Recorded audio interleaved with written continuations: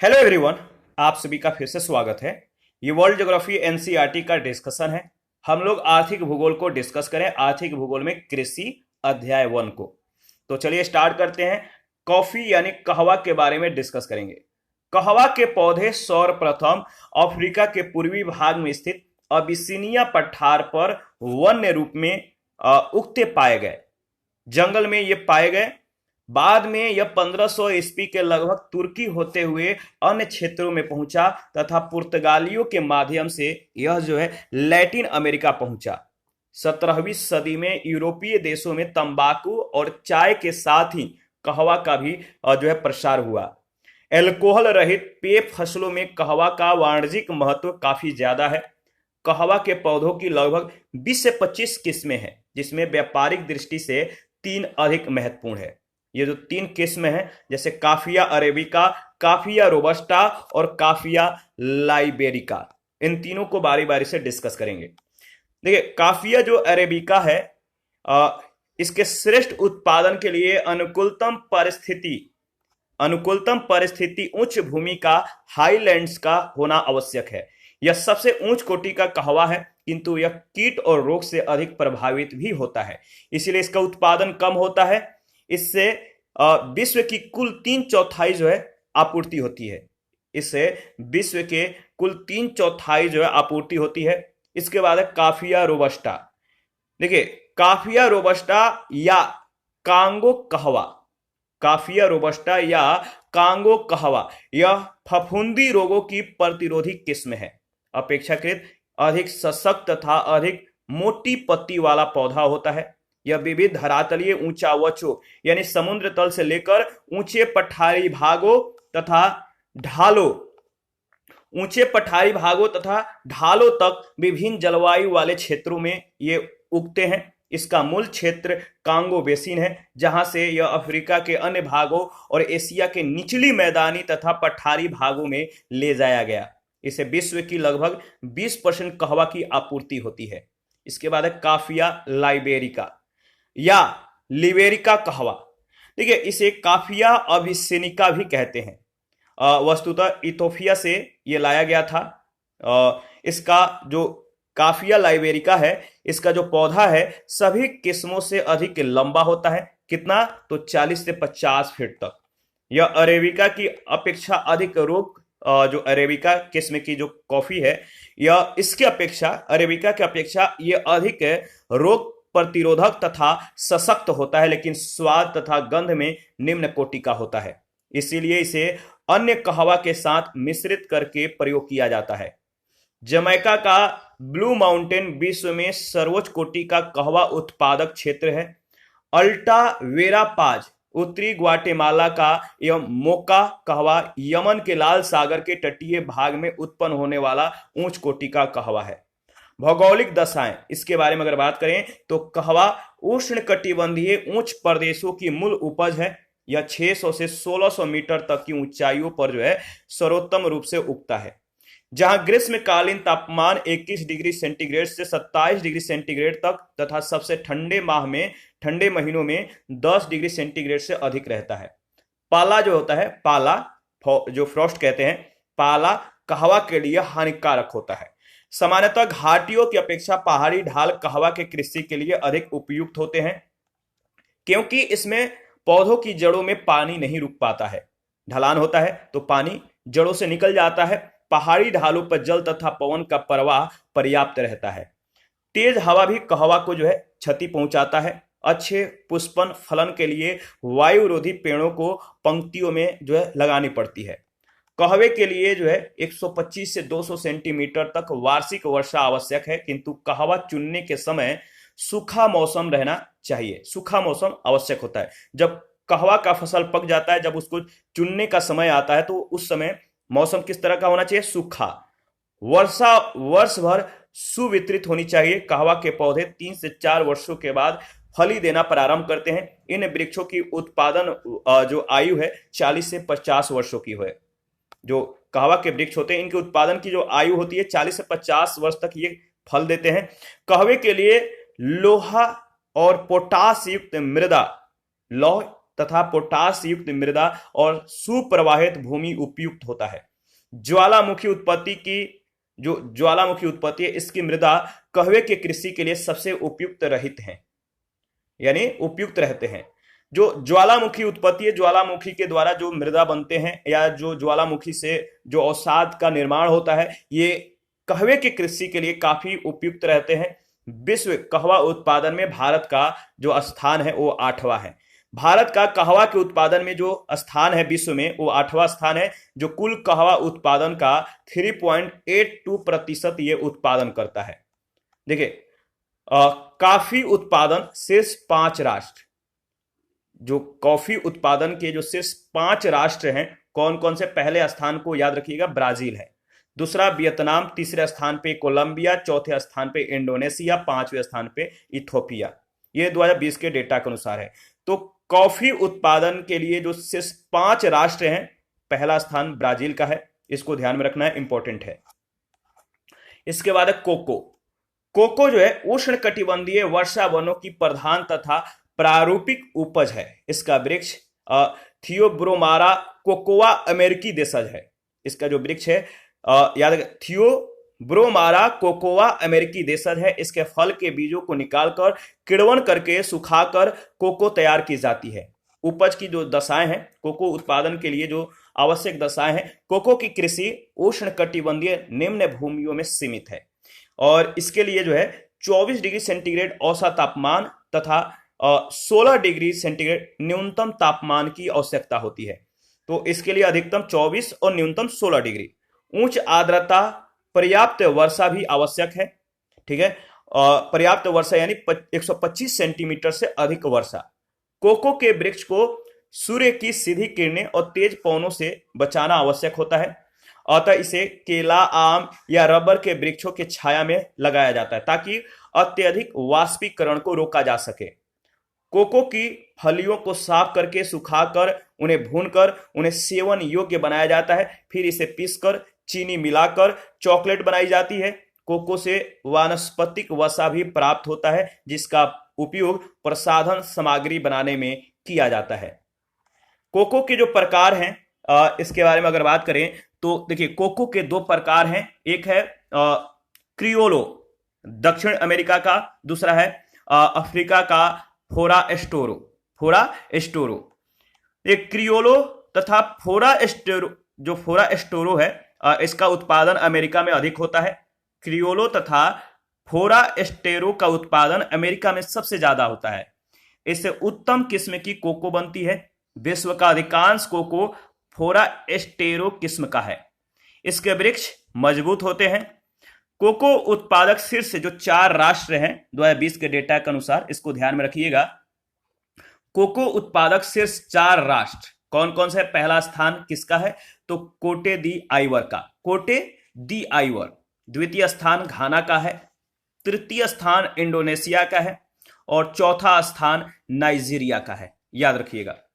इसके बाद तंबाकू के बारे में अगर बात करें तो तंबाकू सोलोनेसी कुल का सदस्य है। तंबाकू किस कुल का पौधा है? तो सोलोनेसी कुल का। यह मध्य अमेरिका तथा उत्तरी अमेरिका व दक्षिणी अमेरिका की उच्च भूमियों का मूल पौधा है जो वस्तुतः एक सार्वभौमिक फसल है। विश्व में प्राय अधिकतर लोगों के द्वारा इसका सेवन किया जाता है। तंबाकू के प्रकार, तंबाकू के 2 प्रकार हैं, निकोटीना टोबेकुम और निकोटीना रस्टिका। तो निकोटीना टोबेकुम और निकोटीना रस्टिका ये तंबाकू के प्रकार हैं, 2 प्रकार हैं। इसको जो है हम लोग डिस्कस करेंगे। इसका उपयोग व्यापक रूप से जो है नशे के लिए, धूम्रपान तथा पान, गुटखा आदि में, औषधियों और कीटनाशक बनाने में तथा भेड़ों के कीटाणु नष्ट करने के लिए उन्हें नहलाने में होता है। इसके जो डंठल होते हैं, जो डंठल यानी जो लकड़ी होता है इसका, इसमें पोटास का अंश जो होता है अधिक होने के कारण इसे खाद के रूप में भी प्रयोग किया जाता है। देखिए, तंबाकू के उपज के लिए जो आवश्यक दशाएं हैं, इसके लिए पर्याप्त गर्मी और नमी की आवश्यकता होती है। पर्याप्त गर्मी और नमी दोनों की जरूरत होती है। तंबाकू के लिए 21 डिग्री से 27 डिग्री सेंटीग्रेड तक जो है उच्च तापमान और मध्यम वर्षा जो है, मध्यम रेन आवश्यक है। तो तंबाकू के लिए 21 से 27 डिग्री सेंटीग्रेड का तापमान, उच्च तापमान और मध्यम वर्षा आवश्यक होता है। इसे ठंडी शीत ऋतु तथा गर्म मरुस्थलों में भी सिंचाई की सहायता से उगाया जा सकता है। इसके लिए पाला हानिकारक होता है। हल्की, गहरी व सुप्रवाहित तथा चूना, पोटास तथा जीवाश्म, ठीक है, हल्की, गहरी व सुप्रवाहित तथा चूना, पोटास तथा जीवाश्म युक्त उर्वर मृदा में तंबाकू की अच्छी फसल होती है। हल्की बलुई दोमट मृदा इसकी जो है कृषि के लिए उत्तम है, क्योंकि देखिए तंबाकू मृदा के पोषक तत्वों को अधिक मात्रा में ग्रहण करता है, तो भारी मात्रा में उर्वरकों का जो है प्रयोग आवश्यक हो जाता है। तंबाकू की कृषि तथा इसे तैयार करने के लिए प्रचुर मात्रा में, सबसे ज्यादा मात्रा में सस्ते श्रम की भी आवश्यकता होती है। विश्व में तंबाकू का सबसे बड़ा उत्पादक और उपभोक्ता राष्ट्र कौन सा है? चीन, चाइना है। याद रखिएगा, विश्व में तंबाकू का सबसे बड़ा उत्पादक और उपभोक्ता राष्ट्र चीन है। तंबाकू उत्पादक शीर्ष 4 राष्ट्र कौन कौन से हैं? तंबाकू उत्पादक शीर्ष 4 राष्ट्र हैं। चीन पहले स्थान पे है, दूसरे स्थान पे भारत, तृतीय स्थान पे ब्राजील, चतुर्थ स्थान पे जिम्बाब्वे है। इसके बाद फाइबर क्रॉप्स के बारे में अगर बात करें, रेशेदार फसलों के बारे में अगर बात करें, तो रेशेदार फसलों के अंतर्गत कपास आता है, पटसन यानी जूट आता है, मेस्टा, सनई और अलसी आता है। तो इन सभी को बारी बारी से डिस्कस करेंगे। सबसे पहले कपास। कपास किस कुल का फसल है? तो कपास मालवेसी कुल का फसल है। किस कुल का? मालवेसी। भारत को कपास की जन्मभूमि माना जाता है। कपास का जो जन्म है भारत में हुआ है। इसका रेशा वस्त्र उद्योग में कच्चे माल के रूप में प्रयोग किया जाता है। इसके बीज यानी जो बिनौला है, इसमें 18.5% खाद्य तेल पाया जाता है। इससे प्राप्त तेल का उपयोग साबुन आदि के निर्माण में किया जाता है तथा अवशिष्ट पदार्थ का पशु आहार के रूप में जो है प्रयोग किया जाता है। कपास का रेशा सभी प्रकार के वस्त्रों के रेशों में सबसे अधिक महत्वपूर्ण है। वस्त्रों के अतिरिक्त यह कालीन, पर्दे और अन्य घरेलू सामानों के निर्माण में भी प्रयुक्त होता है। विश्व में कपास की मुख्यतः 2 प्रजातियां पाई जाती है। अगर बात करें तो विश्व में कपास की मुख्यतः कितनी प्रजातियां पाई जाती हैं? 2 प्रजातियां। एक है देसी कपास, ओल्ड वर्ल्ड कॉटन, ठीक है। दूसरा है अमेरिकन कपास, न्यू वर्ल्ड कॉटन। देसी कपास के अंतर्गत अगर बात करें तो इसमें आता है गासिपियम आर्बोरियम और दूसरा है गासिपियम हर्बेरियम।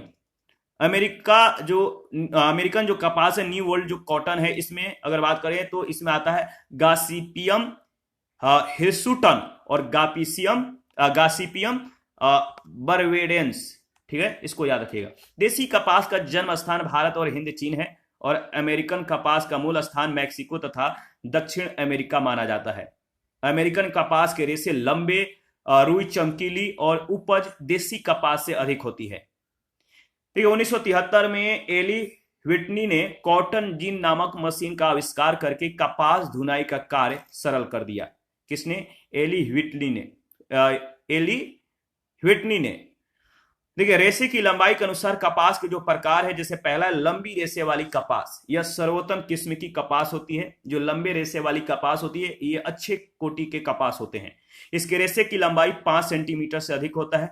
कपास की ये किस्में संयुक्त राज्य अमेरिका तथा वेस्ट इंडीज में थोड़ी मात्रा में उगाई जाती है। इसे द्वीपीय कपास भी कहा जाता है। इससे महीन वस्त्र तैयार किया जाता है।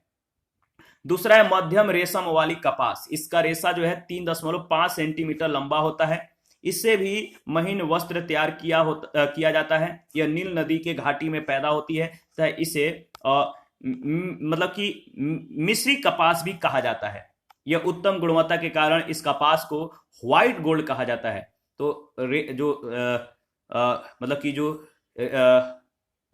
जो मध्यम रेशे वाली जो कपास हैं या जो कपास होते हैं, इसको व्हाइट गोल्ड भी कहा जाता है, सफेद सोना भी कहा जाता है कपास को।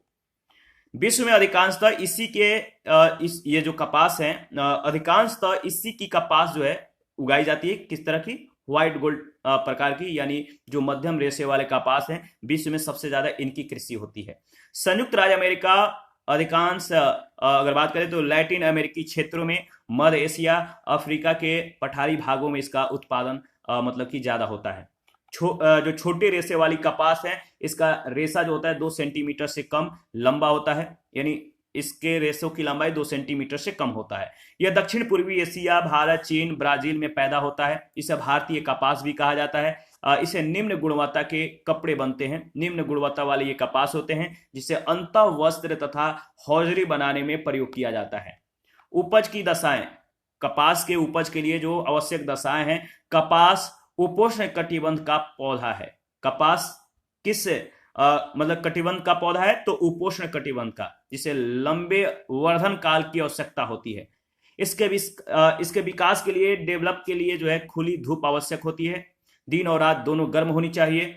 और इस प्रकार सामान्य से अगर बात करें तो 2 से 3 डिग्री तक जो है, 2 से 3 डिग्री सेंटीग्रेड तक जो है ऊंचे तापमान 4 या 5 महीनों तक रहने चाहिए। और इसके फसल जब कह सकते हैं, जब इसकी जो फसल होता है सफल हो जाए, सफल कृषि के लिए, इस फसल के सफल कृषि के लिए जो है 180, याद रखिएगा, 180 से 200 दिन पाला रहित होने चाहिए। अच्छे मतलब कि पैदावार के लिए जो होना चाहिए, कितना 180 से 200 दिन पाला रहित समय होना चाहिए। तापमान 5 डिग्री से कम हो जाता है तो पौधों का विकास रुक जाता है। कपास के पौधों को मध्यम तथा सुवितरित वर्षा की आवश्यकता होती है। 60 से 115 सेंटीमीटर वर्षा जो है वार्षिक वर्षा अनुकूल होती है। कपास के पौधों के लिए जलोढ़ तथा काली मृदा सर्वोत्तम होती है। कपास चुनने का कार्य हाथों से किया जाता है अतः पर्याप्त सस्ते श्रम की जरूरत होती है, आवश्यकता होती है। चीन के बाद भारत विश्व में कपास उत्पादन में दूसरा स्थान रखता है। चीन पहले स्थान पे, भारत दूसरे स्थान पे कपास उत्पादन में। 2018-19 में अगर बात करें तो कुल 4,690,000 टन कपास का उत्पादन हुआ। देखिए, भारत विश्व का पहला देश है जहां कपास की संकर किस्म विकसित की गई, हाइब्रिड किस्म विकसित की गई। विश्व के प्रमुख कपास उत्पादक जो क्षेत्र हैं, जैसे संयुक्त राज्य अमेरिका के जो प्रमुख उत्पादक क्षेत्र हैं, वो कौन कौन से क्षेत्र हैं, तो आपका है दक्षिण कैरोलिना, उत्तरी Carolina, Georgia, Alabama, Tennessee, Mississippi, Louisiana और अरकनसास। यूक्रेन का जो प्रमुख उत्पादक क्षेत्र है दक्षिण यूक्रेन और क्रीमिया क्षेत्र में काली मृदा वाले क्षेत्र। चीन के जो क्षेत्र हैं, उत्तरी चीन में हांगहो, विही घाटी, ठीक है, वही ही घाटी है, यांगसी घाटी है और ह्यूपो क्षेत्र है। इसके बाद भारत का जो क्षेत्र है, गुजरात है, महाराष्ट्र है, आंध्र प्रदेश है और पंजाब है। कपास क्षेत्रफल और उत्पादकता वाले जो शीर्ष 4 राष्ट्र हैं वो कौन कौन से, 2020 के डेटा के अनुसार। कपास क्षेत्रफल और उत्पादकता वाले जो शीर्ष 4 राष्ट्र हैं, जैसे कपास क्षेत्रफल के अनुसार, यानी कपास का क्षेत्रफल जो है काफी ज्यादा किन किन क्षेत्रों में है, तो भारत प्रथम स्थान पे है। कुल कृषि क्षेत्रफल के संदर्भ में अगर बात करें तो कपास का जो है मतलब कि अन्य देशों के अपेक्षा यहाँ पे कपास का क्षेत्रफल ज्यादा है, काफी एरिया में जो है इसका कृषि होता है। इसके बाद संयुक्त राज्य अमेरिका का स्थान आता है, इसके बाद चीन का, इसके बाद पाकिस्तान का, ठीक है। इसके बाद अगर कपास की उत्पादकता के दृष्टि से अगर बात करें तो चीन पहले स्थान पे है, ऑस्ट्रेलिया दूसरे, तुर्की तीसरे और मैक्सिको चतुर्थ स्थान पे है। उत्पादन के दृष्टिकोण से अगर बात करें तो चीन पहले स्थान पे, भारत दूसरे स्थान पे, संयुक्त राज्य अमेरिका तीसरे स्थान पे और ब्राजील चौथे स्थान पे है। विश्व खाद्य सुरक्षा दिवस, वर्ल्ड फूड सेफ्टी डे, इसके बारे में देख लेते हैं। ये कब मनाया जाता है, तो विश्व खाद्य सुरक्षा दिवस प्रत्येक वर्ष 7 जून को दूषित भोजन और पानी से जो है स्वास्थ्य पर पड़ने वाले प्रभावों पर वैश्विक ध्यान को आकर्षित करने के संदर्भ के लिए जो है मनाया जाता है। इस उद्देश्य से मनाया जाता है। प्रत्येक साल 7 जून को विश्व खाद्य सुरक्षा दिवस मनाया जाता है। इसे संयुक्त राष्ट्र महासभा के द्वारा दिसंबर 2018 में खाद्य और कृषि संगठन के सहयोग से अपनाया गया था। 2021 के लिए विश्व खाद्य सुरक्षा दिवस का विषय जो है स्वस्थ कल के लिए आज का सुरक्षित भोजन है, safe food today for a healthy tomorrow, इसका थीम था 2021 का, याद रखिएगा। इसके बाद जूट या पटसन, इसके बारे में अगर बात करें तो जूट एक आंतरिक छाल वाला रेशा है, मतलब कि फाइबर है जो टिलियेसी कुल का सदस्य है। पटसन जो है आंतरिक छाल वाला रेशा है जो टिलियेसी कुल का ये सदस्य है। इसका जन्म स्थान अफ्रीका और भारत को माना जाता है, याद रखिएगा। यहां से ये किस कुल का है, इसका जन्म कहां पर हुआ है, ये आपको दो तीन बातें ध्यान रखना है। और यह जो है कपास के बाद दूसरी प्रमुख रेशे वाली कपास है, फसल है, जो जूट या पटसन है। कपास के बाद ये दूसरा मतलब कि रेशे वाली फसल है। जूट का रेशा जूट के पौधों से प्राप्त होता है, जो 6 से 12 फीट तक ऊंचा होता है। यह बोरे, टाट, रसियां, बोरा जो होता है जिसे जूट का बोरा आप कहते हैं, टाट जो दरी होता है, जो टाट होता है, रसियां, कालीन, मोटा कपड़ा, मोजा, जूते के सोल, कैनवास कपड़ा आदि बनाने में इसका प्रयोग किया जाता है। किसका? जूट या पटसन का।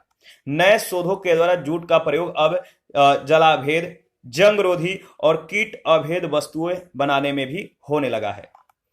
जूट या पटसन के उपज के लिए जो आवश्यक दशाएं हैं, इसको ध्यान में रखिएगा। जूट एक उष्णकटिबंधीय पौधा है। जूट एक उष्णकटिबंधीय पौधा है जिसे उच्च तापमान तथा भारी वर्षा की आवश्यकता होती है। याद रखिएगा, अंकुरण के समय 25 डिग्री सेंटीग्रेड से 30 डिग्री सेंटीग्रेड तक का तापमान और औसत रूप से 200 सेंटीमीटर सुवितरित वार्षिक वर्षा जूट के कृषि के लिए उत्तम है। देखिए, उर्वर दोमट मृदा जूट के पौधों के लिए आदर्श है। यह पौधा मृदा के उर्वर तत्वों को खींच लेता है, अतः इसे अधिक उर्वरकों की आवश्यकता होती है। इसकी कृषि नदियों के बाढ़ के मैदानों तथा डेल्टाओं में की जाती है। जूट के पौधों को काटकर सड़ाने और धोने के लिए प्रचुर मात्रा में साफ, मीठे और प्रवाहशील जल की आवश्यकता होती है। भूमि जोतने, फसल काटने और रेशे को डंठल से पृथक करने आदि कार्यों के लिए सस्ता और पर्याप्त श्रम की भी आवश्यकता होती है। जूट उत्पादक शीर्ष जो 3 राष्ट्र हैं, इसके बारे में ध्यान रखिएगा। जूट उत्पादक शीर्ष 3 राष्ट्र, ये डेटा 2020 के अनुसार है। जैसे पहला जो राष्ट्र है भारत है, इसके बाद बांग्लादेश का स्थान आता है, इसके बाद चीन का। तो जूट उत्पादन के दृष्टिकोण से जो शीर्ष 3 राष्ट्र हैं, शीर्ष राष्ट्र भारत, बांग्लादेश और चीन है। अलसी के बारे में अगर बात करें, फ्लैक्स के बारे में, तो जूट की भांति अलसी भी एक रेशा युक्त पौधा है। जूट की भांति अलसी भी एक क्या है? रेशा युक्त पौधा है, जिससे निर्मित रेशा यूरोप में लिनेन के निर्माण में प्रयुक्त होता है। लिनेन के वस्त्र प्राचीन मिस्र में भी बनाए जाते हैं। अलसी का पौधा लगभग मतलब कि जो अलसी का पौधा होता है लगभग 1 फीट ऊंचा होता है। ये रेशे या बीज के लिए उगाया जाता है। अलसी के बीज से तेल प्राप्त होता है, जिसका उपयोग साबुन, वर्निश, रंग रोगन आदि बनाने में किया जाता है। और इससे प्राप्त रेशे का प्रयोग वस्त्र, धागा, रस्सियां और जाल बनाने में किया जाता है। ठीक है, याद रखिएगा। इसके बाद अगर बात करें तो देखिए, इसके उपज के लिए जो आवश्यक दशाएं हैं अलसी के लिए, तो अलसी शीतोष्ण कटिबंधीय पौधा है। अलसी क्या है? ये अलसी का जो पौधा होता है शीतोष्ण कटिबंधीय पौधा होता है। यह उष्ण कटिबंधीय क्षेत्रों में भी शीतकालीन फसल के रूप में उगाया जाता है। फ्लैक्स के अंकुरण के समय 15 से 18 डिग्री सेंटीग्रेड तापमान की जरूरत होती है। उच्च आर्द्रता और मध्यम वर्षा की आवश्यकता होती है। मध्यम वर्षा यानी 50 से 100 सेंटीमीटर वर्षा। फसल 80 से 100 दिनों में तैयार हो जाता है। 80 से 100 दिन लगते हैं। ठीक है, इसके लिए सुप्रवाहित चौरस भूमि, भारी उर्वर दोमट मृदा आवश्यक होता है। इससे उर्वरकों की भी आवश्यकता होती है।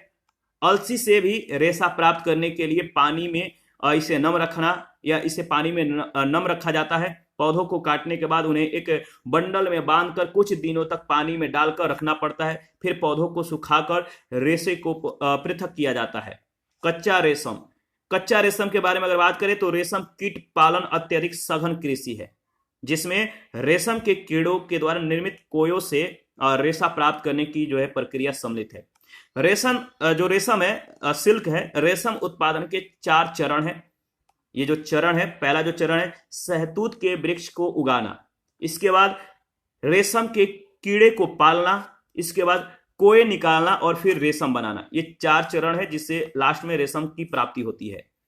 रेशम के कीड़े मुख्यतः शहतूत के वृक्षों पर जो है पलते हैं। कहां पर? शहतूत के वृक्ष पर रेशम के कीड़े पलते हैं। ये शहतूत की पत्तियां खाते हैं। रेशम के कीड़ों को ऐसे बंद कमरे में रखा जाता है जहां शोर न हो। कमरे के अंदर का तापमान 20 डिग्री सेंटीग्रेड से 30 डिग्री सेंटीग्रेड तक रहना चाहिए। कमरे में प्रकाश की पर्याप्त व्यवस्था होनी चाहिए। पूर्णतः विकसित रेशम के कीड़े को एक ट्रे में रखा जाता है जहां वे कोए बुनते हैं। कोयों को पानी में डालकर उबाला जाता है जिससे कोए के भीतर के कीड़े मर जाते हैं और अंत में रेशम का धागा हाथ से या चरखी पर लपेटा जाता है।